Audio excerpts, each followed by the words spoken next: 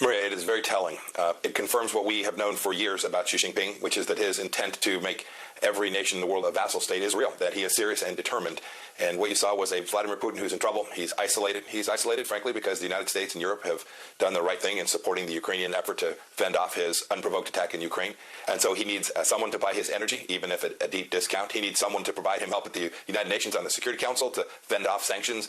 All of the things that China can provide for him, Vladimir Putin has now succumbed to Xi Jinping. For America, it matters because you now have these two powers combined working against the interests of the United States of America. The fact that the Biden administration has let this happen is absolutely tragic and unnecessary. Think that the 1,000 Russian nuclear warheads are now part of the Chinese Communist Party's nuclear stockpile is one way to think about this. They'll now be working together against our and the West's nuclear programs. That's really dangerous, Maria. It's bad for every American. You know, it's also troubling the fact that China is trying to get all of these partnerships to use the yuan when transacting for oil business. You know, he was with the head of Saudi Arabia, and the Saudis said, yeah, maybe we will be using the yuan and not the dollar. This is the CCP's goal, to replace the dollar as the world's currency.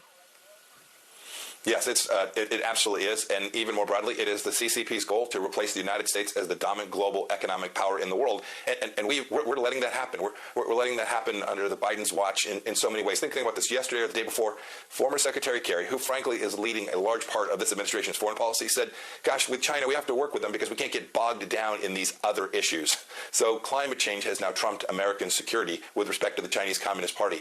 It's foolish in two ways, Maria. You know this. The chance of the Chinese Communist Party actually improving the climate of the globe is zero. And second, when you put climate change as your priority, you shut in American energy, American gas and fossil fuels. You shut in American innovation and technology, and you allow the Chinese Communist Party to do precisely what you described. They'll replace our currency. They'll replace American workers. They'll destroy jobs here at home. And we needn't let that happen. We simply need to exhibit the kind of strength that we did for 4 years in the Trump administration.